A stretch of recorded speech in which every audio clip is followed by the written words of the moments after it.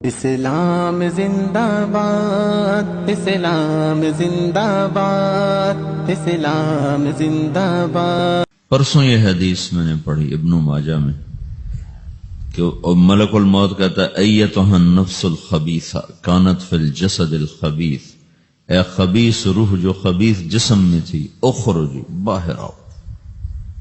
اب وہ واپس تو ہو نہیں سکتا، اپنے آپ کو روک تو سکتا نہیں، تو وہ حیران پریشان خوف زدہ، تو اس کے جواب میں اس کو ملک الموت کہتا ابشری ابشری بحمیم وغساق وآخر من شکلہ ازواج، تیار ہو جا خوفناک عذاب کے لیے اور کھولتے پانیوں کے لیے، کانٹے دار جھاڑیوں کے لیے اور بے شمار عذاب کی شکلوں کے لیے۔ تو اس کی روح کو جب کھینچتے ہیں تو رگ رگ سے وہ کٹ کٹ کے نکلتی ہے، تو سارا وجود زیر و زبر ہوتا ہے، سکرات کا درد ساری دنیا کے دردوں پر حاوی ہے۔ جب اس کی روح نکلتی ہے اور اس کو لے کر آسمان پر چلتے ہیں تو دروازے پر پہنچتے ہیں تو اندر سے فرشتے پوچھتے ہیں کون ہے؟ کہتے ہیں فلاں فلاں کا بیٹا ہے۔ کا نفس خبیثہ فی الجسد الخبیث، یہ تو وہی بدماش ہے جو بدماش جسم میں تھا، یہ وہ بدبخت روح ہے جو بدبخت جسم میں تھی، اس کے لیے آسمان کے دروازے نہیں کھول سکتے، اسے واپس کر دیا جائے۔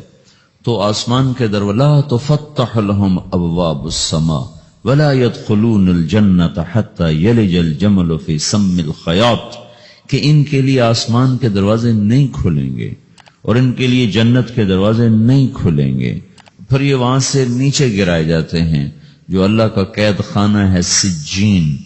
وما ادراک ما سجین کتاب مرقوم، وہ تمہیں خبر نہیں کہ وہ کیا خوفناک قید خانہ ہے جو اللہ تعالیٰ نے بنایا ہے، اسے وہاں دھکیل دیا جاتا ہے۔ پھر قیامت تک اس کے لیے انتظار کی گھڑیاں ہیں اور عذاب کی شدت ہے۔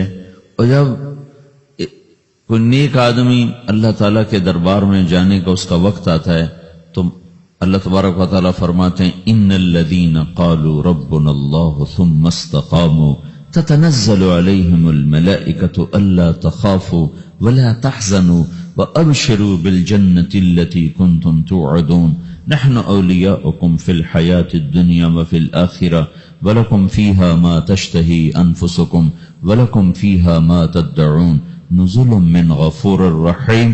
جب کوئی نیک مرد عورت کے جانے کا وقت آتا ہے تو اس کے لیے بھی فرشتے آتے ہیں اور آ کر اس کو خوشخبری دیتے ہیں اور آ کر اس کو تسلی دیتے ہیں کہ آپ غم نہ کریں، پیچھے والے بھی آپ کو مل جائیں گے، آپ خوف نہ کریں، آگے ساری منزلیں آپ کے لیے آسان ہیں، آپ کے لیے جنت بھی تیار ہے، رب بھی مہربان ہے۔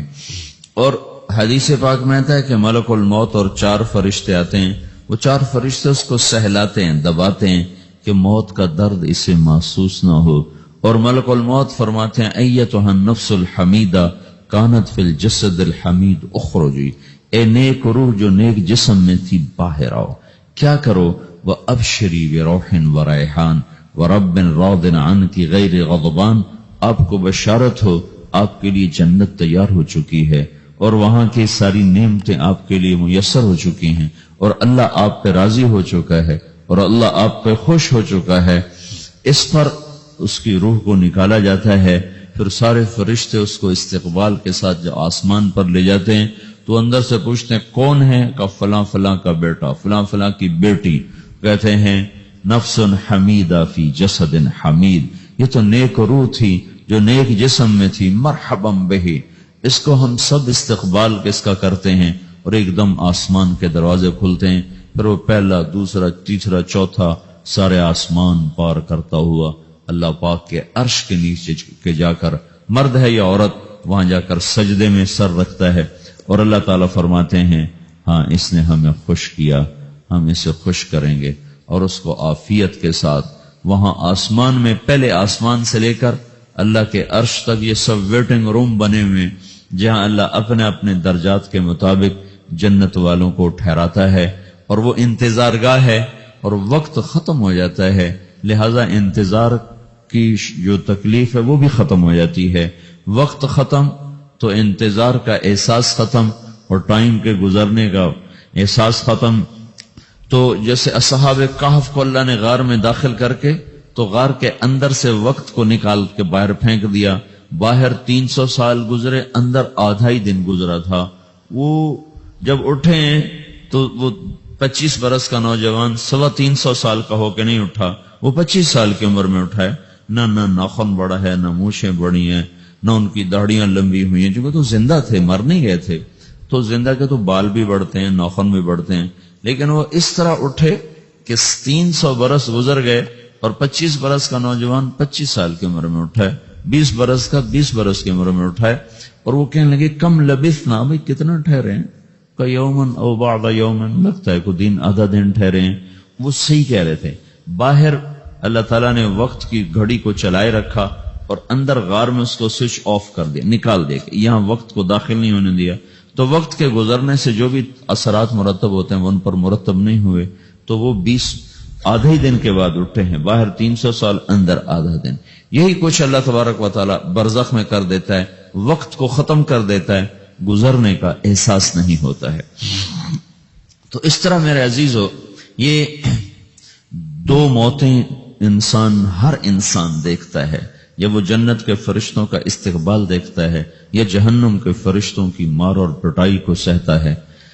رابعہ بصری رحمت اللہ علیہ کا انتقال ہونے لگا تو انہوں نے رات کو فوت ہوئی تو انہوں نے اپنی خادمہ کو بلا کے فرمایا کہ کسی کو بتانا نہیں، جب میں مر جاؤں تو پڑوس میں 2-4 کو بلا کر نا میرا جنازہ پڑھوا دینا، اور جس کرتے میں تہجد پڑھتی تھی وہی میرا کفن بنا دینا، اور صبح بے شک لوگوں کو بتا دینا میرے مرنے کے بعد میری میت کو رکھنا نہیں، فوراً دبا دینا.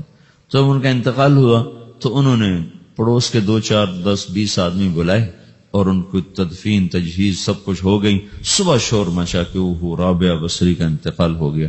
تو اگلے دن وہ خواب میں اس خادمہ کو ملی اور کہا بیٹی تیری بڑی مہربانی، تو نے میری وصیت کے مطابق عمل کیا. اس نے دیکھا کہ انہوں نے ایک خوبصورت سبز لباس پہنا ہوا ہے. تو وہ فرمانے لگی، انہوں نے سوال کیا کہ آپ کے ساتھ قبر میں کیا ہوا؟ تو وہ کہنے لگی کہ میرے پاس منکر نکیر آئے تھے اور مجھ سے کہنے لگے من رب کی، تیرا رب کون ہے؟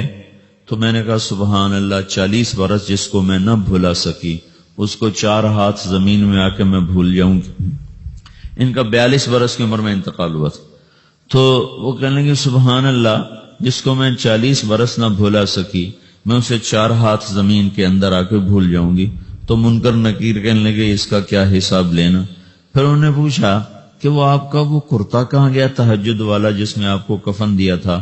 کہ وہ اللہ نے مجھ سے لے لیا ہے اور میرے اعمال کے خزانے میں رکھ دیا ہے. قیامت کے دن میرا وہ کرتا بھی میرے ترازو میں تولا جائے گا اور مجھے یہ لباس پہنایا ہے جو جنت کا لباس ہے. یہ بھی ایک موت ہے. اس طرح بھی لوگ مرتے ہیں. اور دوسری بھی ایک موت ہے. ہمارے علاقے کی بتا رہا ہوں، اپنے علاقے کی. ایک ذمہ دار مر گیا، اس کی قبر کھودی، ساری بچھوؤں سے بھری ہوئی، ایسے جیسے چیونٹیاں پھر رہی ہوتی. تو انہیں وہ بند کر کے دوسری کھودی، ساری بچھوؤں سے بھری ہوئی. پھر وہ بند کر کے تیسری کھودی، ساری بچھوؤں سے بھری ہوئی. قبرستان میں اتنے بچھو کہاں سے آ گئے؟ یہ زمین کے بچھو نہیں ہے، یہ آخرت کی بلائیں ہیں جس کے ساتھ اب اسے قیامت تک رہنا ہے اور گزارا کرنا ہے. تو یہ 2 طرح کی موتیں روزانہ لوگ مرتے ہیں، روزانہ لوگ مرتے ہیں. جب نماز کا وقت ہوتا ہے ملک الموت ساری دنیا کا چکر لگاتا ہے اور دیکھتا ہے کون پڑھ رہا ہے کون نہیں پڑھ رہا، کون پڑھ رہا ہے کون نہیں پڑھ رہا. جو نماز کی پابندی کرتا ہے اس کی موت آسانی سے ہوتی، جو نماز میں غفلت کرتا ہے اس کے ساتھ موت کے وقت شدت اور سختی اختیار کی جاتی. تو بھائیو، یہ ایک جسم ہے، ایک روح ہے. روح باقی رہنے والی چیز ہے، جسم مٹ جاتا ہے، پھر اللہ سے قیامت کے دن نیا جسم عطا فرمائے گا، ایک نیا جسم دیا جائے گا. روح وہی ہے جو اللہ کے خزانوں میں جمع ہو جاتی ہے. نافرمان کی سیاہ کالی روح ہوتی، فرما بردار کی روشن چمکدار روح ہوتی. تو اللہ نے کچھ تقاضے جسم کے رکھے ہیں اور کچھ روح کے رکھے ہیں. جسم کے تقاضے پورے نہ کرو تو یہ پریشان ہو جاتا ہے، روح کے تقاضے پورے نہ کرو تو یہ پریشان ہو جاتی. روح کی پریشانی جسم سے زیادہ ہے چونکہ روح کی طاقت جسم سے زیادہ ہے. جسم مٹی سے بنا ہے، اس کی غذا بھی مٹی سے نکلتی ہے. روح آسمان سے ہے، اس کی غذا بھی آسمان سے ہے۔ روح کا تعلق جب تک اللہ سے نہیں جڑتا اس سے بھوک اور پیاس لگتی رہتی ہے۔ جسم کو جب تک روٹی اور پانی نہ ملے یہ تڑپتا اور پریشان رہتا ہے۔ جیسے اللہ تعالیٰ نے ہمارے جسم میں روٹی اور پانی کی طلب کو بے ساختہ رکھ دیا ہے۔ میں بیان کے دوران بھی پانی پی رہا ہوں، آپ دیکھ رہے ہیں کہ مجھے میرا حلق سوکھ جاتا ہے، مجھے طلب محسوس ہوتی ہے پانی، حلق سوکھتا ہے پانی کی طرف بھاگتے ہیں، بھوک لگتی ہم روٹی کی طرف بھاگتے ہیں۔ یہ ایک ایسا اندر میں آٹومیٹک سسٹم ہے کہ ہم اس کو آف نہیں کر سکتے۔ یہ سوتے سوتے بھی بھوک کی وجہ سے آنکھ کھل جاتی، سوتے سوتے پیاس کی وجہ سے آنکھ کھل جاتی ہے۔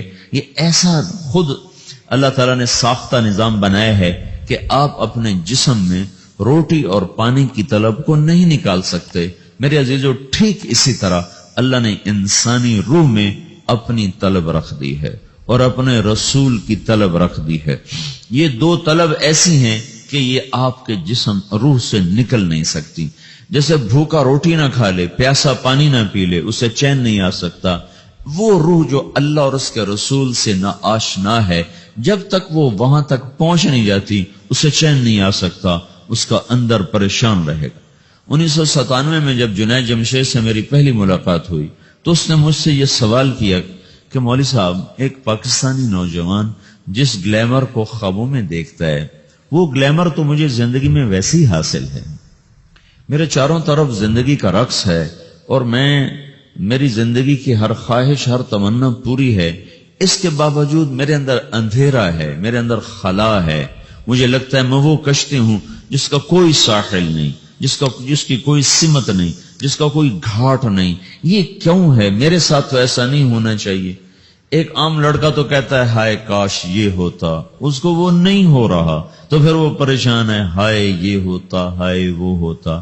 تو میں تو ہائے نہیں کرتا ہوں، میری تو ہر لذت اور خواہش میرے سامنے تشتری میں سجا کے پیش کی جا رہی۔ میں کیوں ایسا کر رہا ہوں؟ میں ہائے ہائے کیوں کر رہا ہوں؟ میرا اندر ویران کیوں ہے؟ میرے اندر میں خلا کیوں ہے؟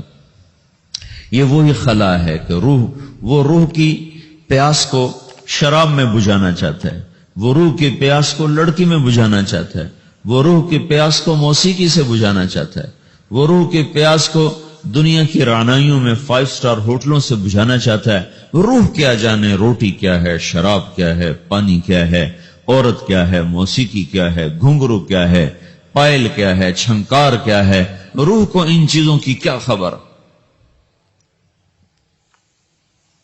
امریکہ میں ہماری ایک جماعت تھی تو 4 لڑکے 2 لڑکیاں، 4 لڑکیاں 2 لڑکے مسلمان ہوئے۔ تو ایک لڑکے کا نام رکھا تھا ابراہیم، اور اس کو جب پڑھایا نا کلمہ، انہوں نے کہا ہائے، انہوں نے کہا ہائے، اور دونوں ہاتھ یہاں رکھے سینے پر، دل پر، کہا ہائے۔ تو ہمارے ساتھی ہیں ڈاکٹر اختر، وہ کہنے لگے کیا ہوا کیا ہوا؟ کہنے لگا جب سے ہوش سنبھالا یہ جگہ خالی تھی، یہ تیرے کلمہ پڑھانے پر بھر گئی ہے کہ میری خوشی سے ہائے نکل گئی۔ یہ جگہ خالی رہے گی، یہاں شراب نہیں پہنچ سکتی، یہاں نغمہ اور موسیقی نہیں پہنچ سکتی، یہاں تالے لگے ہوئے ہیں، یہاں تک کوئی آواز نہیں جا سکتی۔ دل کے تاروں پر ایک ہی نغمہ چڑھ سکتا ہے اور وہ اللہ کی یاد کا ہے اور اللہ کی محبت کا ہے اور اللہ کے رسول کی محبت کا ہے۔ باقی کوئی مضراب ایسا نہیں جو ان تاروں کو چھیڑ سکے، باقی کوئی چیز، آواز ایسی نہیں جو دل کی دنیا پر جا کر دستک دے سکے۔ یہاں بند دروازے ہیں، یہاں صرف اللہ پہنچے گا، اللہ کے رسول کا تعلق پہنچے گا، باقی کوئی چیز یہاں نہیں جا سکتی۔